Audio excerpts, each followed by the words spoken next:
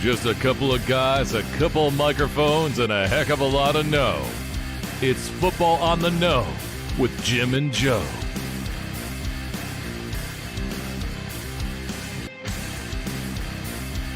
What they say, it's not the X's and the O's, it's the Jimmies and the Joes.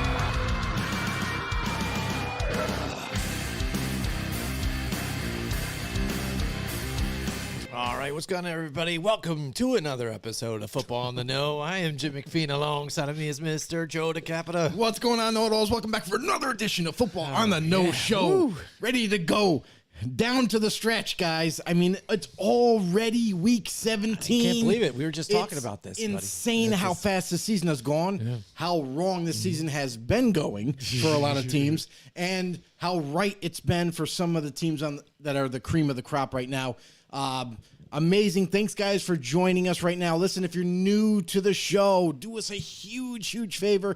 Really helps us grow this football community of ours and helps us get more well-known for people that haven't seen us.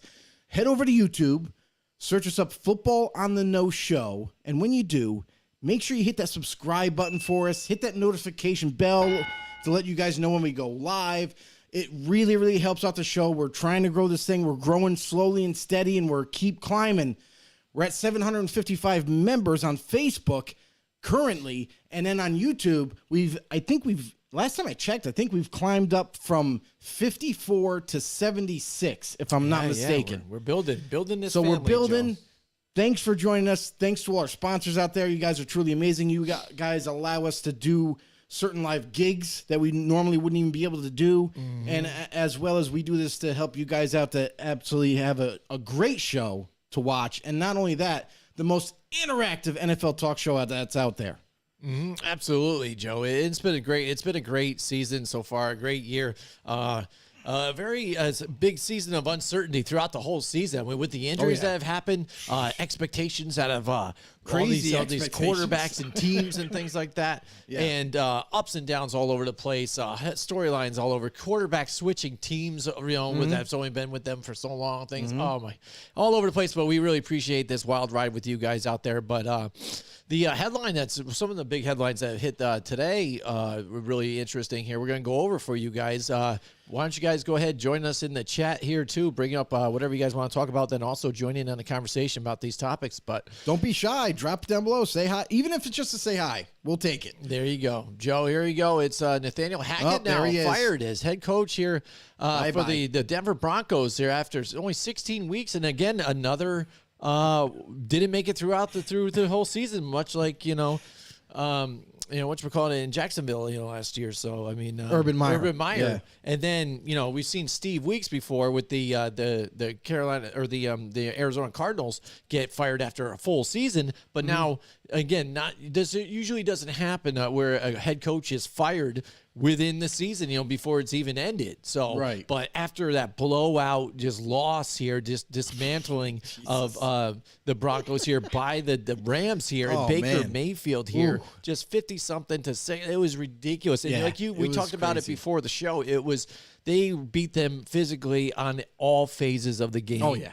So so after something like that, an embarrassment like that, I'm sure we see this happen. But we've looked throughout the season at this guy, right from the get-go. I mean, you have a Russell Wilson where it seemed like, a lot of people thought that he would be the guy that would help bring this team further up in this division. But, in this division, they had great quarterbacks, though, too, and these teams are good. But Russell Wilson not playing up to expectations. And Nathaniel Hackett, whether it be game time decisions or the way it's game management, looks really lost out there on the sidelines. And this is what happens. I mean, there's a lot that went down in Denver. The one thing I'll say for Nathaniel Hackett is his hiring.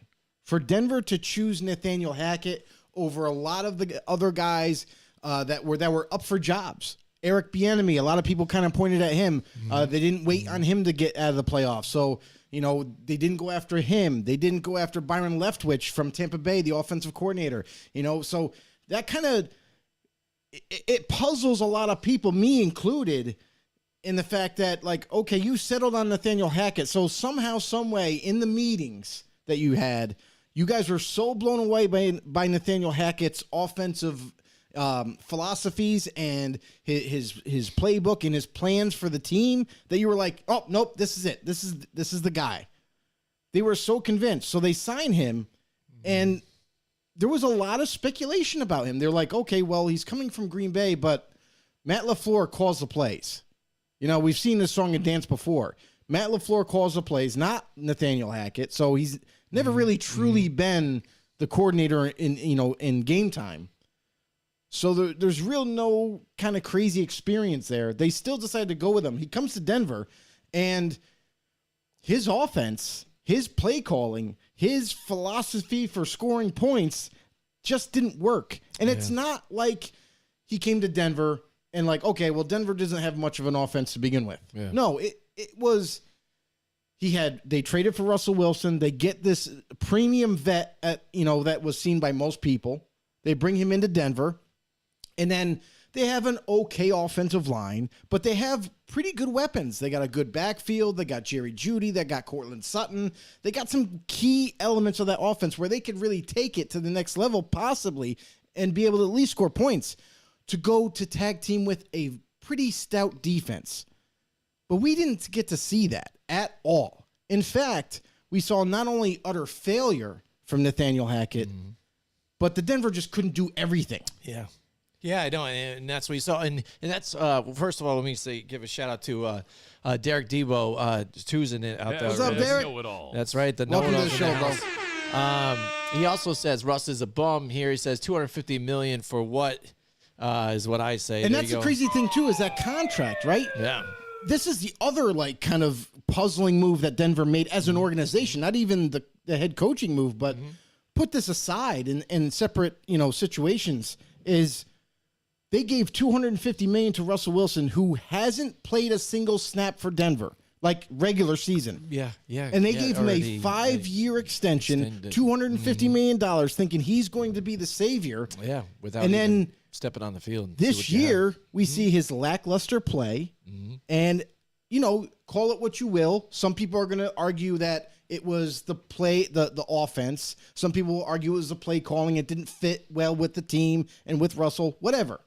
But he hasn't shown anything of his, recent memory of Russell Wilson when he was like killing it in Seattle. We haven't seen that yet in Denver. So it begs the question, like, Denver now is handcuffed. So what can Denver do now? Like, they've already they decided to move on from Hackett. Okay. I think that's a step in the right direction. Right.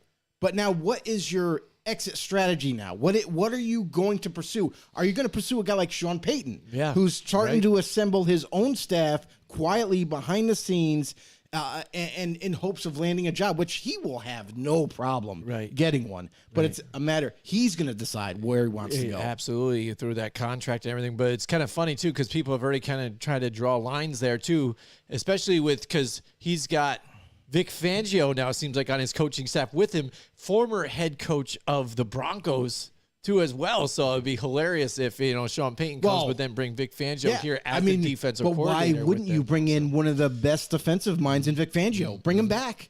But as a DC, now you put one of the best offensive minds and creative minds in Sean Payton and tag team him with a Vic Fangio, one of the best defensive minds. You put that together on any franchise, they're going to immediately turn that team around. Yeah. And Derek says he sees Sean Payton being there. I can see him being a lot of places. Yeah. It's gonna cost him De Niro. It's got to be the right fit for him too, because like he said, when he said about potentially coming back, it's got to be the right city, the right scenario, the right players. It's going to be fit perfect. But of course, it's going to be up to him.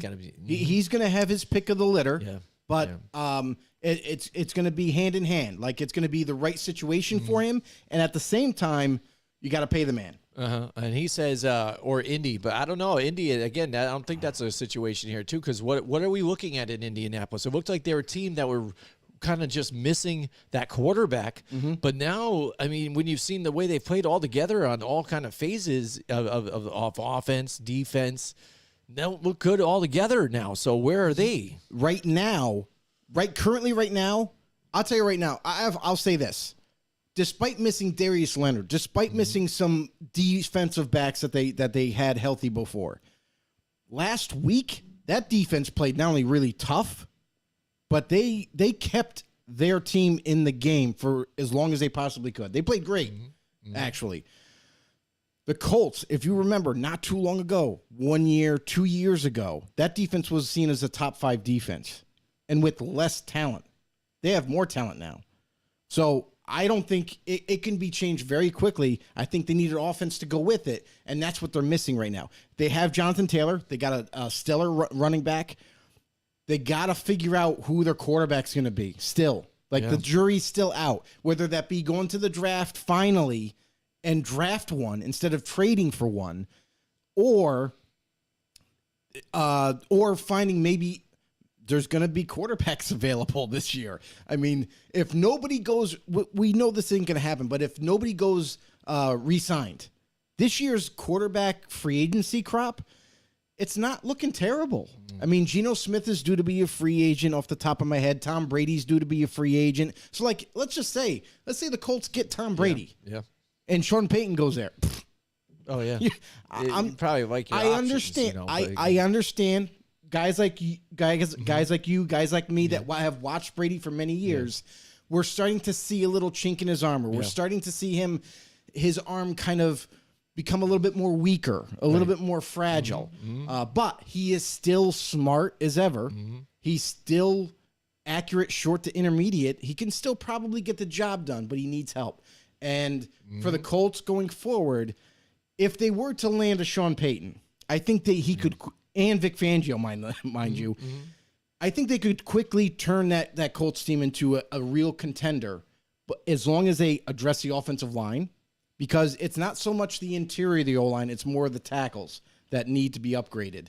And then wide receivers, weapons to throw to. If they can do that, then that Colts team could be very quickly turned around.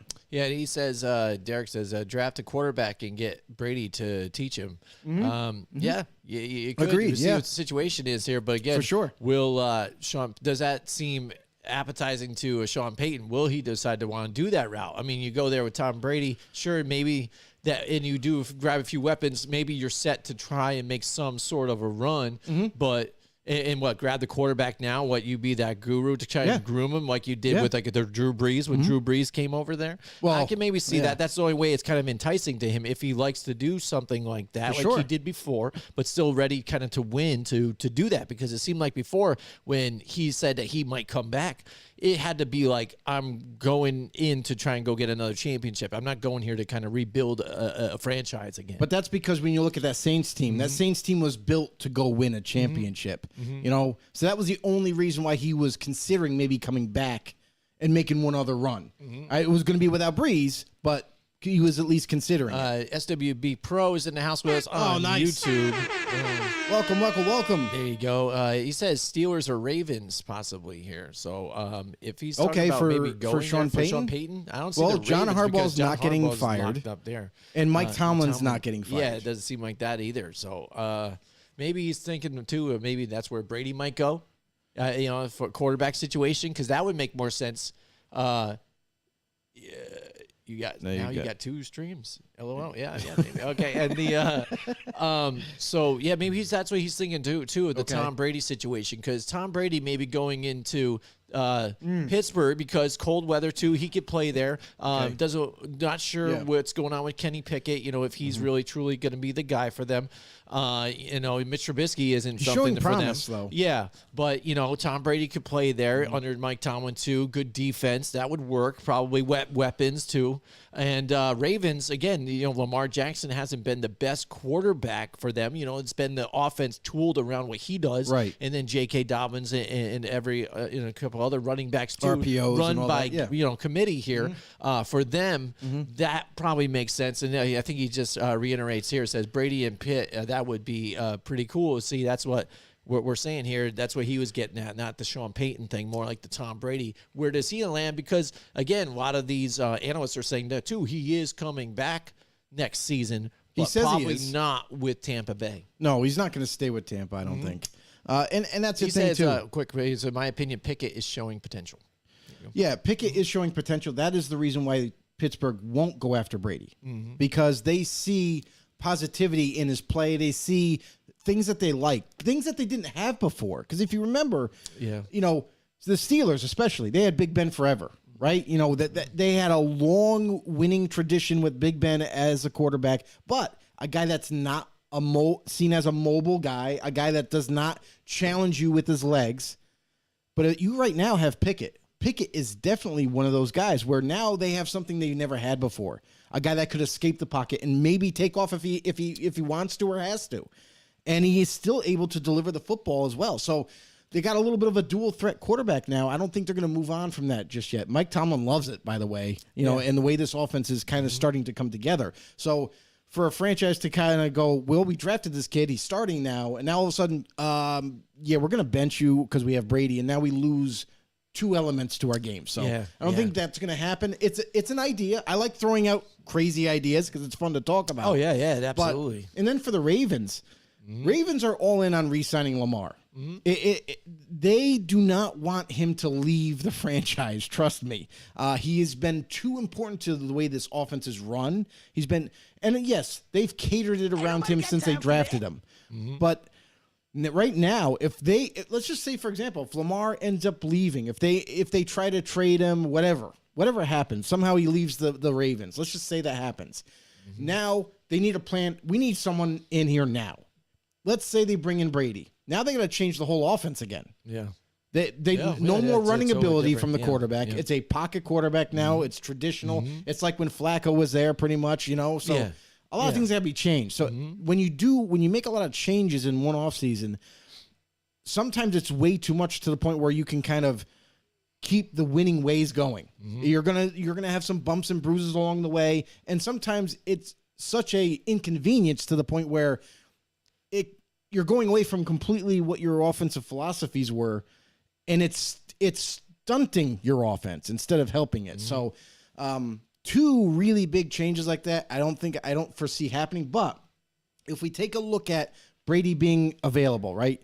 If he's not going to stay in Tampa, and he probably wants to play the field right now. He probably wants to see what's available to him. And any team that either hasn't had a real quarterback or a team that is looking for that quarterback to maybe take them over the hump, Brady's your guy. Until he proves otherwise, we've seen him. And you know what? Now you're sparking this. Quick before we get to this, I hold this idea, but SWB Pro says, I see a good playoff potential with some young talent in Pickett, Najee, Pickens, and Pat. Yep. And 2023 offseason is a year to rebuild the O-line and add another star on the defense. Yeah. Maybe this is all coming to play now, because now we're talking about Brady. It's jogging my head about this Derek Carr situation we're going to get to in a little bit. Oh, yeah. Everyone's already been saying that. The Brady said, Josh McDaniels said, hey, they wanted, you guys took this guy instead of me. He's brought up that, and really, no one's even, swear nobody word, has confirmed who it is. Yeah. Ryan Fitzpatrick actually thought it was him. Oh, really? Yeah, he's like, I think he was talking about me. Me. Yeah, right. yeah, about team. So maybe that's a thing now. And Josh McDaniels, tied with Brady, is kind of like saying, hey, I will bench this guy now that I took instead of bench. you, and now we're going to move on from this guy, and then why don't you come? But for me as a Raiders fan, if I would say, and see and look at this, that seems like I'm reverting backwards again, because why would I go out and dump the guy that I have now that even was as a rapport with the guys and the stars that are there right now, and still younger than your 45-year-old veteran that you're bringing in? What are you looking to do there? You're not exactly built to win the championship right now with him with that. No. So what is your game plan? And that's the thing, is it you reunite the Patriots all together again with Stidham underneath Tom Brady? Right. This, again, sounds just like a dumb miscue by Josh McDaniels again, and he's just not a good head coach. No, and you know what? And it's already been proven again. We've already seen this year how that team faltered despite improving their offense. Like that, I didn't think that offense was going to get much better, but then they bring in Devontae Adams, and you team him up with. Now, don't get me wrong, Waller was there half the year, Renfro was there half the year, but that's what everybody was looking at. They're like, Adams, Renfro, and Waller together on the field at the same time with Josh Jacobs running the rock. Like, there's no reason why this team can't return to the playoffs. That was the hype. Yeah, and we didn't really get to see a lot of it together. And a lot of people were right to think that. A lot of Raider fans were right to think of that. And then fast forward this season, and it's like, dude, how did we get where we're at now? Why are we on the bottom of the division? Why, with this team, with an improved roster, and we're not going to make the playoffs? It doesn't make any sense. So you're right. Tom Brady, there are rumors circulating. They're like, oh, well, Josh McDaniels used to be his offensive coordinator, so Brady might be coming to Vegas, and then they're going to get rid of Carr. And let's take this for what it is. Brady is 45 years old. Unless you're an organization that is bringing him in to help groom a younger quarterback, whether like Houston Texans, we all know they're pretty much drafting a quarterback. They're number 1 overall. They're going to take their so-called franchise quarterback. Hopefully he pans out for them. Yeah. If you're Texans, maybe like, hey, Brady, we'll pay you a lot of money. Just come help us for a year, teach this kid, take over the offense, try to help us win some games. Maybe we can push for the division because that division isn't very strong. And who knows what can happen. Maybe they can negotiate something like that. Who knows? SWB says, I'm seeing potential that Brady may be going to the Jets. They're missing a quarterback, and he could be great for them. You know, get good defense, got some nice weapons there, too, as well. You know, maybe you get a healthy Breece Hall back next year, too. So healthy offensive line. That would be good. And hey, he's available right now, you know what I mean? Doesn't have a home tied down to him, so he could have a bachelor pad in New York City probably somewhere, you know, chilling. Right. You know what I'm saying? So sky's the limit for him. You never know. Look at the Giants. So, the Giants are another team that is going to possibly be in that quarterback realm where they could use a guy for 1 year. Yeah.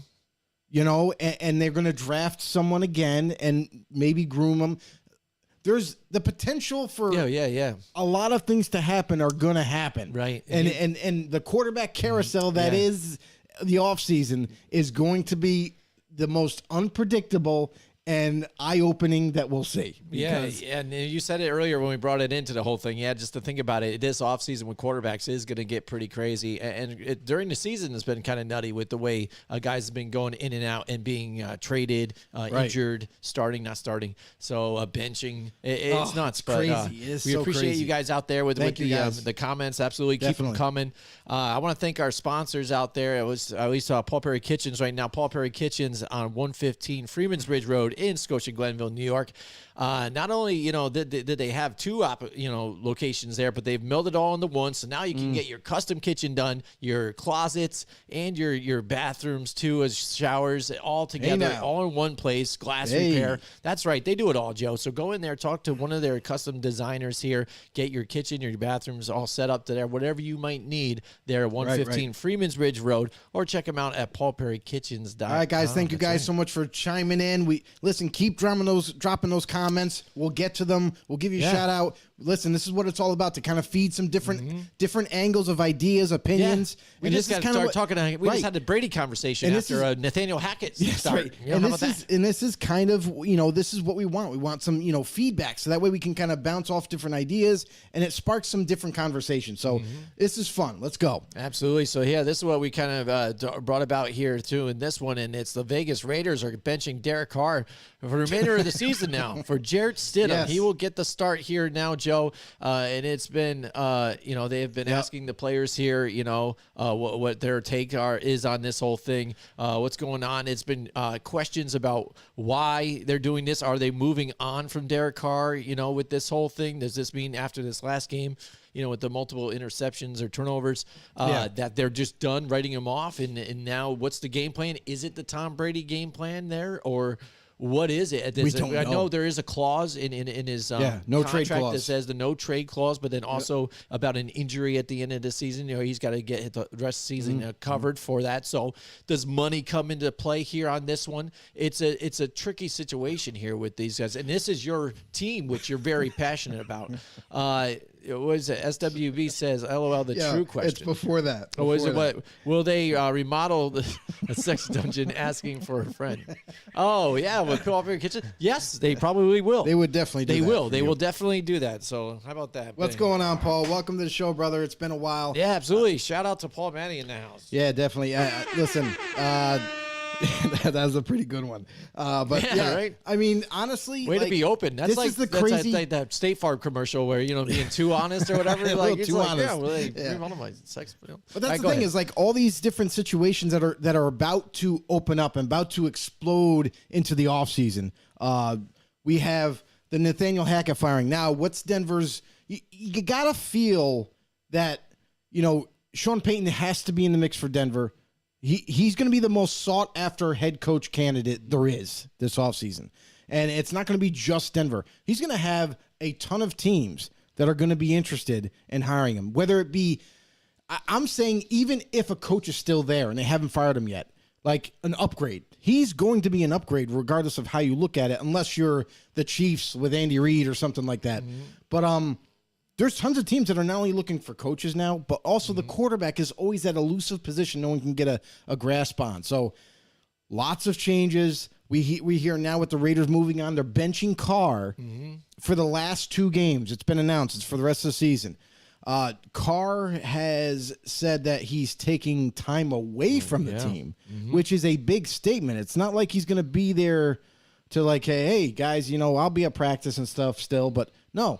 He's away from the team. Yeah, so, a lot of the players they found out when they walked into the room in the morning to plan, and he just wasn't there. Yeah. So I mean, that's how they kind of find out about but it. That's because it was in the team meeting. The meeting was to announce that Carr isn't going to be the quarterback. And the excuse though, this is kind of what puzzles me. And this is what it's almost like some of these head coaches when they give explanations on certain situations or decisions. It's like they think we're stupid. The explanation was, well, we're going to evaluate was the term he used. We're going to evaluate Jared Stidham for the last 2 games. Knowing our situation right now. Okay, Josh, how about you had Stidham in New England? You already know what he is. And he never became your starter in New England. So, what are you trying to show here? And then on top of that, for you to kind of just say, but now you make the decision to bench Carr for the last 2 games. Mind you, technically the Raiders are not out of the playoffs. So you're telling me that without Carr gives you a better chance to maybe beat the Niners? Are you insane? It's just blasphemy at this point. Like, this is a dumb decision made by a guy all season long. So for Josh and company, for them to kind of make this decision, bench Carr. Now, there's a couple reasons why. They bench Carr for the last 2 games because, one, if he was to play in the Niner game or play in the Chief game, which is the last game, and he gets injured, his contract automatically becomes guaranteed for next year. That's $32 million. Boom. Next year, he's locked in for next year. So by benching him now, shutting him down for the rest of the season, they avoid that guarantee. But maybe about a week or so later, after the season's over with, there's a certain, I forgot the date, but there's a certain date in the first week of January that if they do not either cut him or trade him, his contract becomes guaranteed anyway. Yeah. So you gotta figure it out relatively quickly if you're going to stay with him or not. Giving up. And then on top of that, Carr's also even said last year that he wants no other team to play for. If he has to, he said, if I was moved on from or something, he goes, I would just retire. He's already threatened that. Yeah. And this is a guy with a high character that doesn't, blow smoke up people's asses. He's a guy that's very true to his word. So I wonder if he's being for real now. Nothing is impossible. Because if let's just say, for example, the Raiders do try to trade him now. They decide, okay, we're done. We're done with Derek Carr. We're going to move on from him. We got a couple deals in place already. Would you undo your no trade clause so we can trade you to this team or that team? Nope, I'm going to retire. Peace out. You know what I mean? Then you get no trade value. You get nothing. Yeah. You get cap space for next year, but now you have no quarterback. Yeah. I don't know if the right way to do he's it. always kind of been that guy, ever since he got drafted by them, that he's been true to them. Like, yeah, you drafted me. I'm a Raider now. I've been a Raider for life. That's what I'm going to be. Almost like Eli was with the Giants. Once a Raider, once a Giant's always a Giant. Maybe he just wants to be, once a Raider, always a Raider, and just retires that. So we've got Paul. He says, what do you think they could get in a trade for Carr? We'll get to SWB in a second here because he wants to change the subject here in a little bit. But, he said, Greg, what does Greg say? Greg Schneider's in the house. What's up, Greg? Welcome to the show. He said they could get Tavon Austin for Carr. No, that's not going to work. This is the problem with the narrative in the league where people don't pay attention to, how good a player is or not. Yeah. So for Paul Matty, Happy New Year, by the way. He said that earlier in the chat. But let's get back to the Carr thing. So, what do I think they could get for Carr? Listen, there's been a rumor where when last year teams were actually calling the Raiders when Josh McDaniels first got hired, and Dave Ziegler was the GM. They were calling the Raiders on the availability of Carr. Teams like the Colts, there was a bunch of teams. There was 6 teams that were all interested in Carr, and they were willing to offer not only just 1 first-round pick, but 2. And that was then. And now that there's going to be even more teams interested in the quarterback position, and if Carr was to become available, I could see that being a start point. Listen, look at what Russell Wilson got. I mean, they got not only players, but they also got multiple, first rounders and mid rounders and stuff like that. Carr is not only younger, but also he's a really good quarterback to the point where he could definitely run your franchise and definitely help them get to the playoffs and maybe further. But the problem is that the narrative around him from certain journalists or whatever that kind of target him a lot and be like, oh well, he had a bad game today, so he's pretty bad, and everybody kind of just believes it. But the thing is with Carr, I think the starting point is because not only 1, he's a quarterback. Yeah, that's the most important position, and 2, there's going to be a lot of interest for a guy like that. That's already proven. You don't have to guess what he can do for you. So definitely with 2 1s, and then let's see what happens after that. Yeah, I mean, and if you want to go off that Russell Wilson thing, I think that's going to be everybody's base for not to give up all those picks and not to give up all those players. But you know what? Work. But you know why that all was given up? Because of the name. No, I bet. That's really what it was. Hoping to grasp, former MVP of a Super Bowl, trying to get that, out of him. Right. Not there anymore. Paul Matty says Carr in Detroit. I don't know about that either. Just because Goff is there and he's doing pretty decent. And if I don't know, you put both of those quarterbacks together. I mean, they're different, but I think quality wise, you're similar. I mean, I don't think you're. I think Carr's better than Goff. Well, I don't think you're gonna get drastically better. So to make a trade, I'm one that always the whole value. How I am with that. I'm just the problem is with quarterback. It doesn't make sense to me. Well, you're not going to exceed. I mean, even if you were to trade Aaron Rodgers to Detroit. Aaron Rodgers has been the staple as one of the best quarterbacks in the league. Yeah. Let's just say that, for example, Rodgers to Goff. I still wouldn't do that. Rodgers is older. Rodgers is almost ready to retire. He's been thinking about it. Yeah. And why would you take a chance on a guy that might not be around? And then for Goff, listen, Jared Goff, I don't know if a lot of you guys know this, but this year, early in the season, Detroit with Jared Goff as quarterback had the number 1 offense. I mean, it's pretty crazy. So shout out to I don't think SWB Detroit Pro. He's taking on. off, Joe. So he says, right. hi, Happy New Year to everybody. Sorry we didn't get to your point, but I'll bring it up for conversation for everybody here. He says, in your guys' opinions, do you think the Eagles aren't truly a real 13-2 team, or is there a loss just because of Jalen Hurts' injury? I mean, it definitely plays a part. I never say when you lose a player. That game, yeah. That it's boom. That's the reason why they lost. No, because it's a team sport. And yes, you're right. The loss of Jalen Hurts does hinder their offense, but I don't think it stalls it out completely to the point where they just can't win games. So for Hurts, yeah, I think they are a legit 13-win team. I mean, they've proven it. It's not like they're let's just say if the Giants went on a 13-win season, right, this year. Yeah. And with their current roster, which is a bunch of nobodies except for Barkley and Daniel Jones, That to me would be like, oh no, they're not a real 13 win. They've gotten lucky a lot of times, or you know what I mean, something like that. Yeah. But when you look at the Eagles roster, they got a stellar defense, they got a stellar offense, and they've been pretty much healthy throughout the year.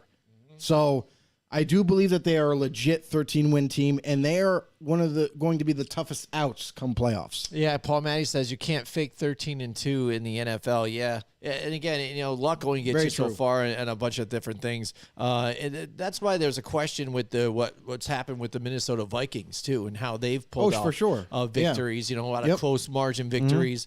The biggest come from behind victory here just a few weeks ago. Against Indianapolis. Right. But that's just the difference between bad teams and good teams. Indianapolis is just a bad team right now. To squander a lead like that and give it up, that's more of an Indianapolis thing, I think, than even, Minnesota Vikings. But it doesn't mean that the Vikings are terrible even too, that they were getting killed by Indianapolis in that point. Sometimes it's matchups. So it's just situational football too. Can we just say this is the difference between good teams and bad teams? The Colts actually handily had that game. Yeah, they were up 30-plus points at halftime, and all they had to do was keep playing the same ball in the second half, and up 30 points. Right. You should never lose that. And for the Vikings to never give up and fight all the way back and end up winning it in overtime. Right. That just shows you that the Colts are still a bad team and the Vikings are a good team. Right. And the Eagles are still winning games that they really are expected to win. That tight one, again, I picked the Cowboys in that one just because, again, Minshew's in there, not normally their starter, still capable. Oh, and definitely. They were putting up points. Like you saw even that first, right in the beginning, A.J. Brown getting it, and he was there. Right. And you saw, I think, mainly, too, the weakness of the Dallas Cowboys. Let's just be honest about their defense is not good. People want to say it's great. It's not that good. They got a couple of good players, and that's it. Right. They can easily get scored on, especially in that secondary. Trayvon Diggs, he's always looking for that pick, so you can get him to bite on double, triple moves. A.J. Brown was making him his toy, and that's the difference. You want to talk about a fake, a real, and fake? The Dallas Cowboys right now, I think, are a faker team than what the Philadelphia Eagles are right now. Philadelphia is stacked with talent all around on defense, offense, the line too, Jason Kelsey, a Hall of Famer. And then they added more mid-season. They added 2 more D tackles on top of it. Adding on top of it. So, and that's what good teams do, keep adding to help them get better and make that playoff run. Meanwhile, Cowboys aren't. There. Paul Matty says it's going to be great playoffs. Yeah, absolutely. Yeah, I definitely agree. It's going to be interesting for sure. Yeah, and as much as I hate to say it too, as a Giants fan, the Eagles, they're for real. You man. got Paul, by the way. He said making his toy laugh. Making him his toy. Yeah, that's what it is. I that's my one-liner, I guess, that I got for the bites here. So, Joe, yeah. So he did. Speaking toys here, your team and the Raiders now. Derek Carr. It seems like. It's been one of those things since his career started. Again, you guys had to defend this guy nonstop. And I brought it up to somebody today, too, when they're talking about Derek Carr and the injury stuff. And I said, dude, the dude has been through how many different coaches, how many different offenses, and he still even delivers. said that too. He's like, well, when you learn that many offenses, shouldn't that make you even better? I'm No. like, well, you're learning a bunch of different things, You different gotta language, relearn. but you have to redo it all the time Yeah. and absorb it. And luckily, with his talent, he's been able to do that. But rotating, talent and wide receivers, running backs here and there. Not really having a great team until kind of like right now, but you're with a coach now that possibly is a lame duck coach again now. Oh, yeah, for sure. with Josh McDaniels, where you looked like you were building something with Gruden. It was kind of getting there. It was showing signs, at least, and they had a relationship together. Yeah. Something that was starting to be something that had roots, you know what I mean? Multiple years together. It could have been special. And for him to do that, and that's why he's kind of got a bad rep and everything, but put Tom Brady in a situation like that. Look at him right now when he doesn't have an offensive line. Everybody's seeing how terrible he is. You know what I'm saying? He can't make have plays. a whole career like that. It doesn't matter. You can't. I don't care what quarterback it is. If you don't have an offensive line, I don't care if you're Rodgers, Patrick Mahomes, Joe Burrow, Yeah, whoever. and he even has weapons in Tampa. If you don't have an offensive line, you're not going to you're not going to have a great year. You're not going to play extremely well. So, like for Carr, imagine what Carr's been able to accomplish with what he's had. He hasn't always had a good O-line. You know, he hasn't had good weapons for the most part of his career until recently. You know what I mean? Waller was a practice squad guy on the Ravens roster, and they happened to sign him and give him a shot. And he panned out to be pretty good. But, like, as of late, Carr hasn't had all these kind of crazy weapons his whole career. Yeah. It's just now he's getting them and getting these pieces in place to where they could be competitive on offense anyway. Defense needs a lot of work still. But to be completely honest, if you move on from Derek Carr, you're not only setting the coaching staff to get fired, they should be fired now, but you're not setting them up to get fired. But on top of that, you're setting this organization back another 10 years because now you got to try to re-find the future quarterback again. Why do that when you have a guy that is more than competent to help you win games now? Yeah, Joe, I want to throw this out there with everybody else, too. By the way, I hope everybody had a Merry Christmas out there. Let us know what you got for Christmas. Anything good? What's the gifts you end up getting? And also, drop the comments down there. It's New Year's coming up. What's your resolutions for the next year? Well, you know, what are you guys having to plan for the next year? A new you? Are you going to hit the gym? Are you going to do this and that? You know, you want to go travel somewhere. Yeah, I'm going to the gym. But I think I might have a New Year's resolution. If Carr ends up getting moved, I might just change teams. Change teams? I might How be about done. That would be epic, Joe. I might be done, bro. Life-changing I'm telling you right now. You know how many losing seasons I've had to go through and all these bad decisions? I know, but why change now even? I understand right now, but, dude, all those broken years, and you've dealt through it. Yeah. Like, you know, this will break you this much now this that you're could going to break change. me. Like, That's really insane. could. All right, well, what doesn't break us is our relationship here with Colorize. We love Colorize. They have 4 locations now in upstate New York. They're building this family just like we are. Greg.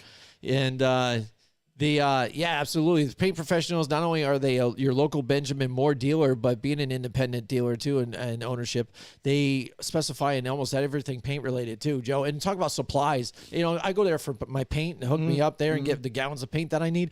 But the supplies, while they're doing the mixing, I start looking around and like, it's like when I go to Home Depot and stuff like that too. I see all the stuff. I'm like, oh, I could use that. And all of a sudden my cart is full with stuff, you know, that I need, but I'm just like, man, I can't believe they have this here. So Colorize, check them out. 4 different locations: Queensbury, Troy, or North Greenbush rather, Clifton Park, and Niskayuna. Or check them out on mycolorize.com. Greg Schreiner, hello, my man. I got that in there. I do, and I can't get to it quick enough. Oh boy, it was funny. Yeah, you know, and they do a phenomenal job. You know what I mean? Listen, if you ever guys have any questions about painting or something, my boy Jim. I mean, he moved from his old house, and before he was making final preparations in his old house, he was asking like what paint to use in the cold. Like it's I had to all find different a and stuff. minimal temperature outside because again it's getting winter. It's starting to get 30 degrees. We had the warm stint, but I needed to find something that would not, you know, freeze or fail in the cold weather, because that depends with paint and stuff like that. So I was out in 40-degree weather and painting out there at night, and it ended up working out, and it's because of the paint professionals at Colorize. Absolutely. And Greg, he's excited. He said, come on in, brother. He wants to accept you as a Buffalo Bills fan possibly here, Joe. So come on home. I made a joke with my uncle today because he's a Bills fan. Yeah. I'm like, you know what? I might change colors. It's a New York team right now, so why not go with it, right?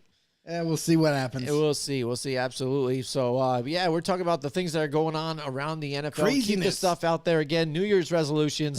Some of the best gifts you got this year for Christmas. How was your Christmas out there? But right now, here, another headline sitting right now. Taylor Heineke is being benched now. Also, after his play the last game here, and we are going to see Carson Wentz again, Joe, to start. Now he's going to start against Cleveland here. How's that going to work out?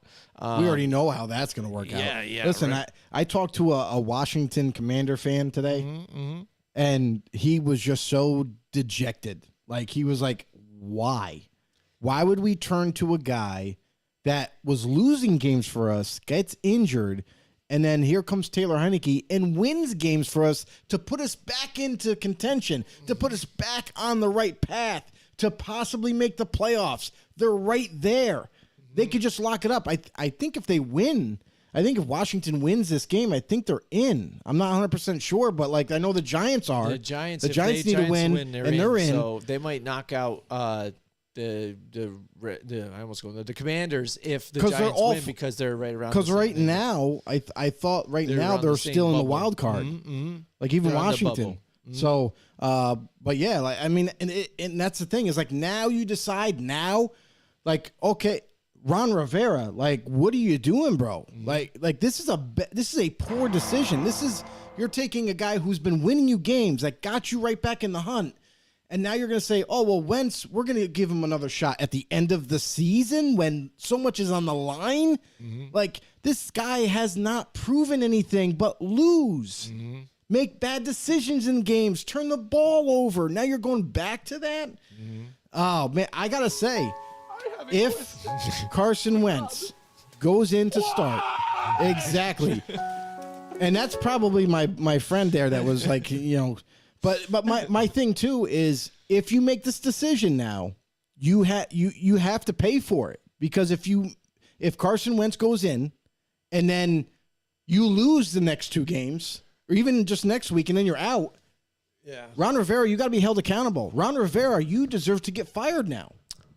Because it's been several years you've been with this franchise. You keep turning over different quarterbacks saying this is the guy that's going to get us over the hump, and it doesn't work out year in and year out.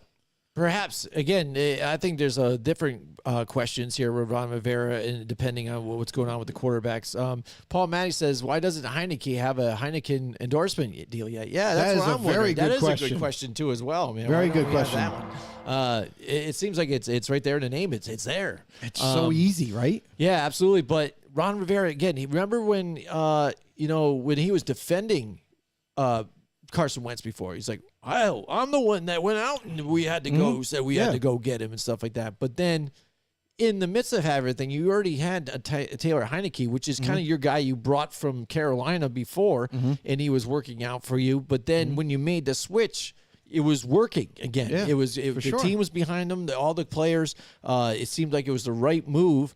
Now, when it gets to, that's the question about it right now. That's what, like you said, if you're still mathematically you're in for the playoffs, that's got to kind of be your incentive right now. So this kind of seems to me. And what's the reason to make the switch? It almost seems now that maybe upper management is going into this. This seems like an ownership thing. Like, no, hey, I don't think so. We went and did this trade to go get this guy. He's healthy now. He's not out there. I went and did this. I want to see what we have with this. Is this something we're going to move with moving forward? Because we've had Taylor Heineke there. I don't think it's front office. So I don't know, man, because it doesn't make sense. No, it doesn't make sense. But neither did the McDaniels benching Carr. Like that's their decision. Because it's not like he's changing the quarterback now to help save his job. You think Carson Wentz is going to save his job? No, right he's now? not going to save his job. But that's why I'm saying it's not ownership. Ownership only comes down and says like, hey. Well, that's why I think it might be just because it's not like a Ron Rivera. Like, what's the point? It's not because ownership, they love winning games. That means they make more money because more ticket sales, more merchandise gets sold, morale goes up, all of that. But they've been winning games with Taylor Heineke. So the front office is not going to come down right now. But yeah. But nothing big. No. But like they're not going to kind of in that Giants game. Now that the NFL has openly said, "Oh yeah, by the way, they admitted they screwed up. I like how they do that too. A week after, thanks, I feel better about it. It's still a loss. Thanks for the apology, by the way. That doesn't change anything in the game. But as far as the front office goes, they're not going to come down now. It's the last couple games of the season. They're not going to make this call now. Yeah. It doesn't matter. They've already seen Wentz. Front ownership is probably happy that he got injured because now Heineke comes in and he starts winning games for you. So this, to me, is just purely a coaching decision. This is definitely Ron Rivera because Ron Rivera wanted Wentz. Ron Rivera is sticking behind Wentz to back him up. And when you now Wentz is healthy and you're like, well, he is our starter, and I have all the support on Carson Wentz. Wentz, get back in there. This is not being smart. This is actually, and we talked about this off air, ego. We talked about how this kind of can lead to some poor decision-making because your way is better than my way, and this is the way that I want it to be done, so this is the way we're going to do it. And this, to me, is showing for Ron Rivera, he's not thinking right now. He's not thinking smart right now. Yes, you lost a couple of games back to back and all that, but it's nothing that Taylor Heineke can't handle. He's done it before and come back and win games. So, and he, to me, and probably to you, gives them the best option to win games. Not Wentz. We've already seen what he could do. Yeah, absolutely. Paul Matty says Ron Rivera is a modern-day Marvin Lewis. There you go. I wanted to make sure, unlike most politicians, that what I said was fucking stupid. That's good. I like that, Paul. Great job. Yeah. Yeah, who knows? It's and again, you talk about terrible It's nuts, franchises. dude. I can't maybe, believe this. again, this is just what this whole thing is. This doesn't make sense. None of these things make sense except for Denver firing Hackett. That does make sense. But like as far as the quarterbacks go, man, I can't believe the Commanders are making this decision and putting Wentz in now. This late, listen, and this is the thing, is Wentz has not played in a long time. So now that you're going to kind of throw him into the Wolves, this guy didn't have much chemistry or a lot with the receivers that are out there now. This offense has been running extremely smoothly with Heineke at the quarterback position. That's the thing. It doesn't Why would make you sense. change it now, put in Wentz, and now it's like you're starting over again, trying to figure things out. So Washington, this is a terrible move. Raiders, you're doing a terrible thing. I don't know what's going on. Yeah, absolutely. So I mean, it's crazy right now. The headlines that are popping up this week here with this quarterback situations here with the last remaining weeks of the season, Joe. And it's kind of funny because we thought about when we were going over this thing here because we're doing our picks competition and everything too, and we're like, seriously, this is week 17. Normally, a lot of few changes years can happen, ago, this is the last week. And you would there's a lot of fantasy your starters. Playoffs going on right now and championships coming up. So it's getting nuts. But we got 2 more weeks here, and then it's playoff time, baby. Yeah, it's kicking in. true. And we're going to see some of these teams that can make a push here. There's a lot of teams on the bubble. It's really close. We'll be having that up in the next couple episodes, probably in the new coming year with some of that stuff in the playoff picture and wild card. And who knows? That'd be cool if my Giants are in it, man. It's pretty interesting. I never thought that at week 17 right now I'd be talking about maybe potentially the Giants being in the playoffs right now with what they have. Congratulations, bro. Right? This is a It's team. amazing. Listen, this is a team that honestly, if you really thought about it and you looked at the roster, we didn't think they were going to even have a chance for playoffs. Right. We thought like, okay, let's see some improvement. That's all we wanted to see. Yeah, let's see new what we have out of coaching the coaching staff, staff, new personnel. Let's see if they can improve from what they were last year. And they definitely did that. Absolutely, absolutely. So, I mean, a lot more things to talk about here with that, Joe. But before we get into our picks competition, why don't you tell everybody about our friends here at Mohawk Honda? Mohawk Honda. These guys are great.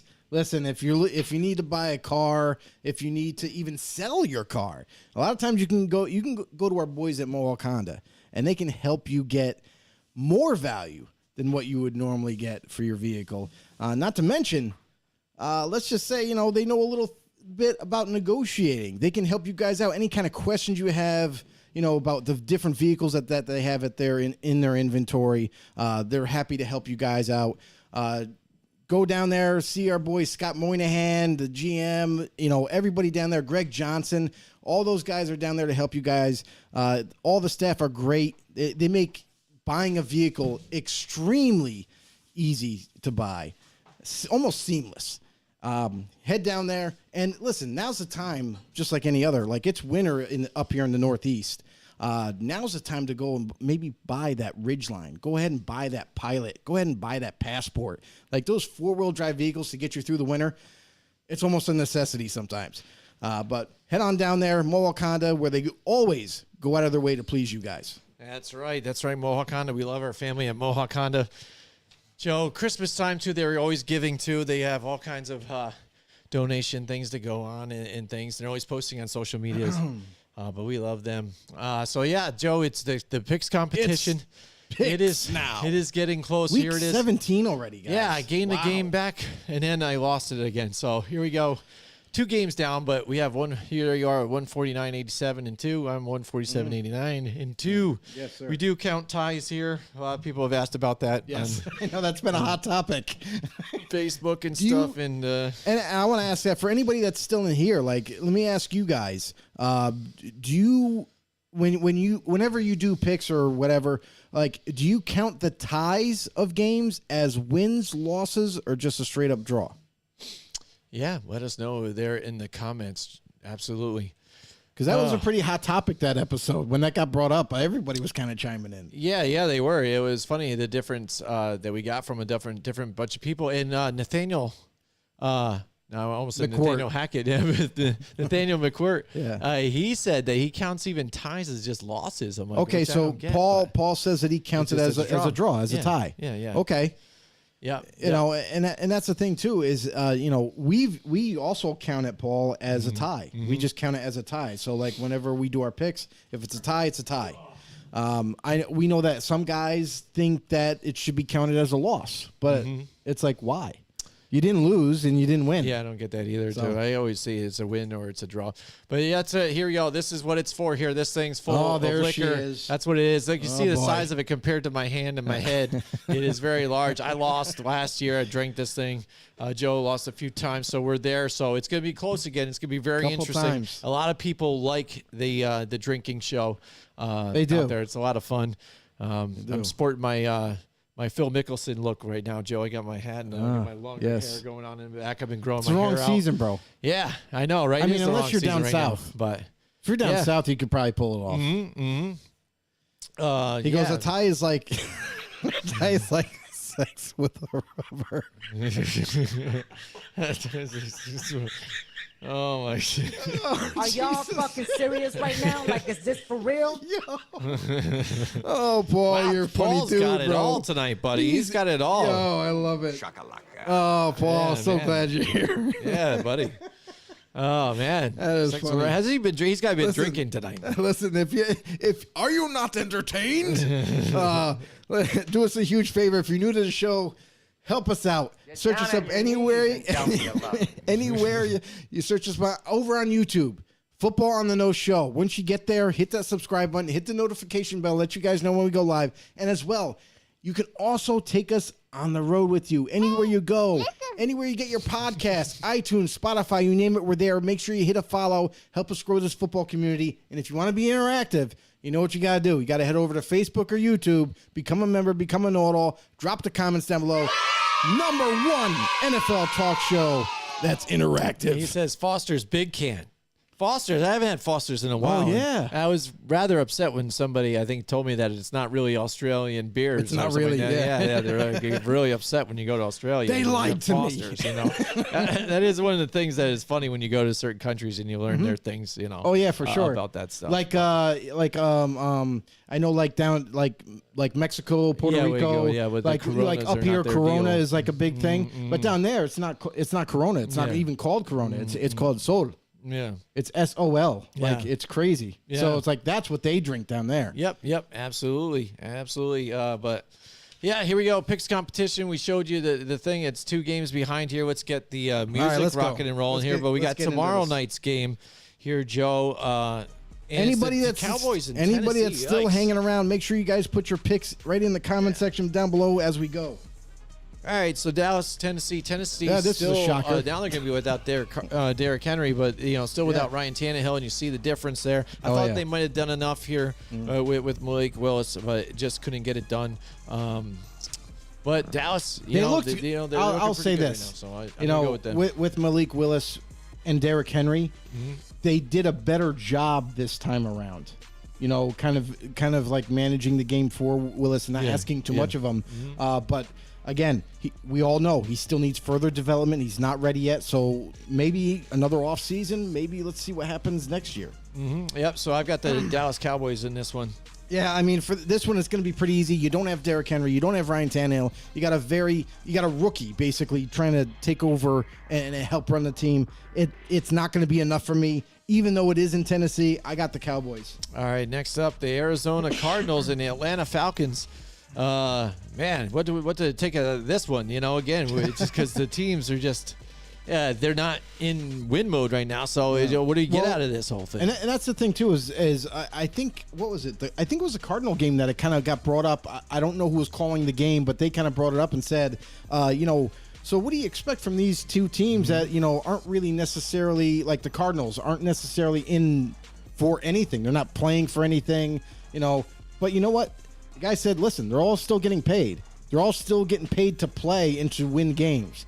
So they're there and they're playing, and it's for pride, really. No one ever likes to lose. So, of course, they're all going to be playing to win. So this game right here is both teams don't have nothing to play for, but both are going to try to win. The Cardinals, to me, it sounds like, I did like how they played last week. They were close. They had the game, I thought, and they faltered at the end. But Atlanta, with a rookie quarterback who's still trying to find his way, they're missing some players on the offensive line and everything. So for me, I'm going to go with Arizona on this one. All right. It's tough because you're getting a Desmond Ridder, you're getting a Trace McSorley. No, you're not getting right? Trace. No, you're getting Colt McCoy. Oh, Colt McCoy's going to be back. So that's a big decider then for me because Colt McCoy, when he's even in, that he's just a little more sturdy of a quarterback. He's efficient. He's been there.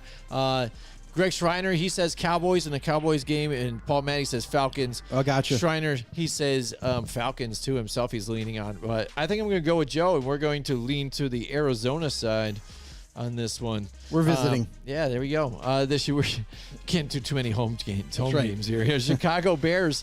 Again, they've been putting up a fight for these past couple of weeks here, but Different. This is going to be a close one here with these guys getting divisional rival Detroit. They've been playing really well too and really putting the offense out there. It's nice to see them getting this, to see what we can kind of expect of what this offense could be here with the weapons that they end up picking up in the draft and things. So right. But Chicago just doesn't have enough right now. Detroit rocking and reeling, especially here at home. This will be a tighter game because it's going to be close, a divisional game. But I'm going to lean on Detroit on this one. Yeah, and the interesting thing about this is Chicago is not very healthy right now. They're beat up on the offensive line. They're missing some guys. As of right now, there's like 3 O-linemen that I believe haven't practiced yet this week. Obviously, you're going to have to monitor it as it gets closer to the end. But this is also a team that, when they're healthy, at times Fields looks pretty good, especially when he uses his legs. It gives him kind of another dimension in an offense that kind of opens up everything. But with Chicago, with kind of missing some key players on defense, with missing guys on offense, not really sure how many of those guys are going to be able to return by the end of the week.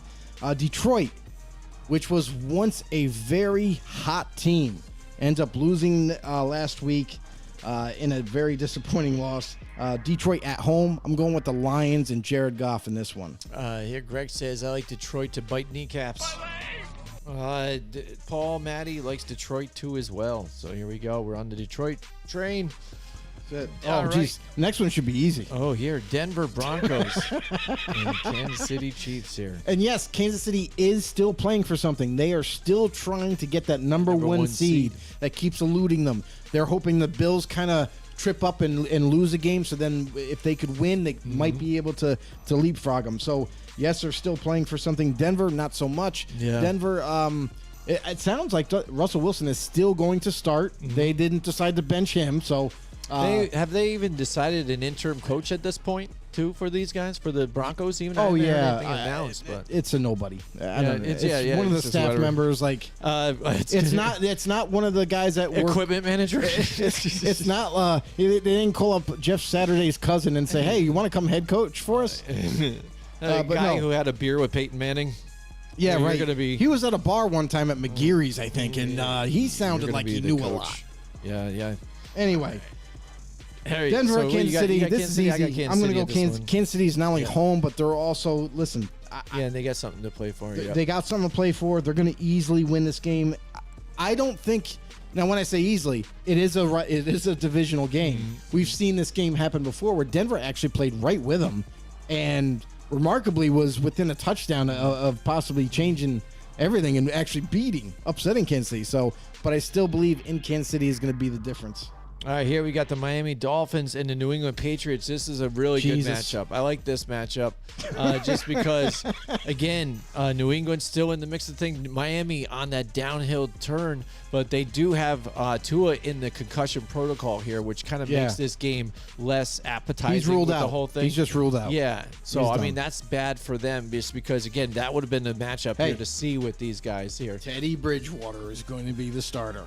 And he's been sufficient for them at times. games, though. He's too. been okay. He's looked okay for him, but this is a tough one. It's tough to fight here in New England, but New England, again, really the miscues here with that the offense, the way it's been. They try and rely on their defense, but their defense has been a bit leaky the last week or so. How about Mac Jones? And Eli Apple called him a dirty player, and stuff. And you see the video of him taking them out or taking out the legs of guys. Yep. I can see that, I guess, though too. But I mean, anything to win, though. He's one of those competitive dudes. He gives everything he's got.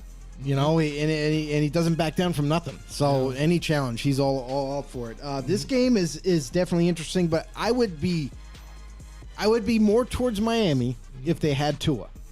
And I actually would give them a legitimate shot of beating the Patriots again.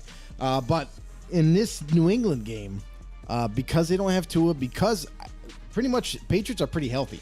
Like, they have still a few banged up bodies, but they are the healthier team, in my view.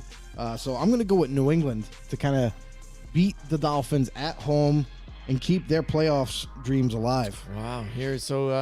Paul Matty or Greg Schreiner goes with the Pats too as well. I really want to go with New England, but I just got a feeling that maybe Teddy Bridgewater gets it done with the weapons that he has here. But I think I'm going to they don't win in the cold weather, though. That's the thing, too, with Mike McDaniels. He's wearing that T-shirt here. He's like, oh, I like it colder. I wish it were colder. They don't win in any of these things. So you gotta love that might that. make my decision here for me, actually. So, because, again, they usually still win away from the Patriots at home in the warm weather. They're going to the cold weather. I'm going to go with the Patriots then, too, as well. Why not? All right, the Colts here and the Giants here. This is an interesting game, too, because the Giants win. They're in. Colts, again, they could play spoiler here a little bit here, but they've been in some tight games here. What's up, Joe? Teacher. Yes. I have a question. Why did the Colts start Nick Foles? Yeah. I mean, honestly, that's why. And I'll tell you right now, if you watch that game and how pitiful it was against the Chargers, Nick Foles, to me, after the first half, was an easy decision to bench. The guy went 1 for 7. 1 for 7. He could not move the offense. He couldn't even score points. Yeah. So, I mean, you had Sam Ellinger kind of waiting. Is it my time? Is it my time? And the funny thing was, even Troy Aikman and Joe Buck were like, hey, so what do you think about maybe giving a shot to Sam Ellinger here? The camera kept panning to him. I'm like, yes, when are they gonna go yes, to him? You could possibly save this game if you put him in the second half. And Jeff Saturday, I don't know what this is why he'll never be a head coach again. So questionable, decision with Nick Foles, who happened to be the third string quarterback, mind you, to leapfrog Matt Ryan, bench him.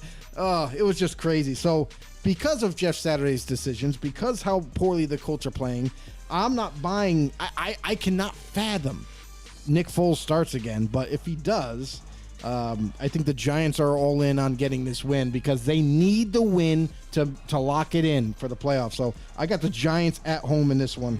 Greg says G-Ben Dable has them playing ahead of schedule. Absolutely. That is correct. Yeah. And I mean, I hope as a Giants fan, again, the way I've been doing the picks with these guys, I've been picking against them. So hopefully they win. I get and they it. lose, which it works. It ended up working the last time, too, when they played at 6:05. But I think I'm going to roll with the Giants on this one because, and hopefully that doesn't change things for them. I got to say this.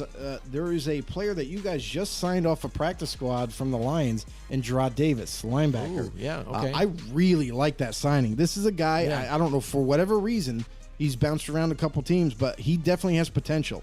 So, and they had the spot there because, to release Tate Crowder. They don't have him there anymore, and he wasn't playing very well for them at all. It's sad because even Jalen Smith has been doing well for them. And you'll like this. Adoree Jackson has practiced limited. So Aziz Al-Jalari, who got drafted, he's limited. Leonard Williams, this is kind of a tricky situation. He did practice limited, but it was a neck injury he had sustained last week. Yeah. That's dangerous, man. Like, I hope it's a very minor issue and it was only kind of like a kink or something, but they got to be careful with that. Absolutely. Yeah. So, I mean, again, when you see a guy like, so one of those quarterbacks like Nick Foles or somebody in there, even Sam Ellinger, and the way they like to blitz, that hopefully that would help out for them and get this defense getting some turnovers to help that offense out. The New Orleans Saints now and the Philadelphia Eagles here. Philadelphia played really well against a Dallas team. New Orleans, I don't think, has the caliber that the Dallas Cowboys have. But there seems like they're starting to turn the corner a little bit here for that team, but just they're not there yet. I'm going to go with Philadelphia at home at this one to lock in their number one spot. Yeah, exactly. And they definitely want to. That's what they want to do too. Gardner Minshew is as of right now, he looks like he's on pace to start. There's no clarification yet of Jalen Hurts or saying like, it's kind of like a wait and see thing. He has a chance to play Sunday. But if he doesn't, it'll be Minshew as the quarterback yet again. I think it doesn't matter. It doesn't really as matter, much. I think. Right. It does matter, but it doesn't matter as much if Hurts doesn't play. This is a team that is built to win now. This is a team that can rally around Gardner. We've seen it last week, and I'll say what it is. Last week, I put the blame on the defense for the Eagles. I didn't think they didn't get it done. Yeah. When your offense scores 30 or more points, damn near 40. Right. Your defense should do their job, and then you should get the win, but they didn't. So Saints come into town. Listen, they had a great week last week. They played better than people thought. And listen, we called it. We definitely called it last week. We said we need to see more Taysom Hill. Yep. And that's what we got last week. And see the difference, right? Running the ball with him, using him in RPOs, like. They mixed it up more, and they got more success out of it. But this week, I think, is where it stops. So I'm going to go with Philly. All right. Oh, now we're getting a lot of home teams here again, Joe. Here we're picking. Don't worry. The next one, I'm going to take Carolina. There you go. Carolina and Tampa Bay. Yeah. This is a game that if the Panthers win, they open up this whole. They could possibly win the division. Well, get it open for them. But they got it. But they have to win this game because this is crucial. If they don't, then Tampa Bay, I believe, will lock the division. Again, Tampa Bay has been playing poorly, though. Yeah, I get it. And then Carolina, they're kind of up and down. It seemed like they've got a bit of a spark since Sam Darnold's been in there and stuff. And here's a crazy thing: playing with house money right now. So here's scary though. Remember Ryan Jensen? People thought he might be done for the year. Well, it looks like he might be returning to practice, and he might be coming off IR. He might be ready to go, and if he is, that is a huge addition to the interior of the O-line. You're a quarterback of the offensive line who's going to be able to call, the pass protection plays that you need to and get it right the first time. Even if that happens, though, holy smokes, they got a laundry list of injuries this week. A lot of guys are still practicing, but nonetheless, they are injuries. It looks like their whole defensive secondary is hurt and banged up. Their D-line is banged up. And even on offense, Cade Otton, the rookie, he had a quad injury, but looks like he'll play. Donovan Smith, like your two tackles, basically, that have foot and ankle issues. Julio Jones with a knee. So I don't think it's, coming into this week, they're going to be okay in terms of injury. I think they're all going to play because they know what it means. But Carolina is no slouch now that they have Sam Darnold. We've seen Sam Darnold in this offense and look at last week. They ran their butts off and were doing it very well. Carolina, I think if their defense can step up, I think they got a legitimate shot of beating Tampa. But again, you can't be like the Rams. You can't be like these teams that kind of get ahead early, and then as the game gets to a close, you let up. You can't let it do that. So if the Panthers keep their foot on the gas pedal, I think Panthers will win this game. All right. Joe's going to go with the Panthers here. I hear you on that one, too, but I think just to be different and try and possibly get a game back on this one in this decider, I think I'm going to go with the Buccaneers on this one, and hopefully Tom Brady can have one of those fantastic comebacks. Probably not. Yeah, but we'll see. The Cleveland Browns here and the Washington Commanders. Oh, I already know what I'm picking. This is the game, right? Yeah, so I think I'm going to go with the Cleveland Browns on this one to bounce back after their loss. And, I think we're going to see Wentz, trying too much, trying to scramble her out, creating fumbles, turnovers, frustration. And how interesting would it be, or funny even, if they, too, pull him out of the game and go back to Wentz with it, or Heineke during the game?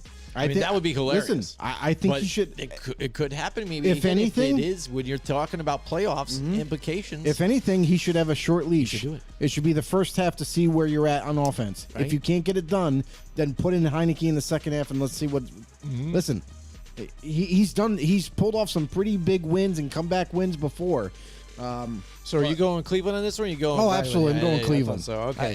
If Wentz is going to be the starter, I'm sorry. Yeah. Like it.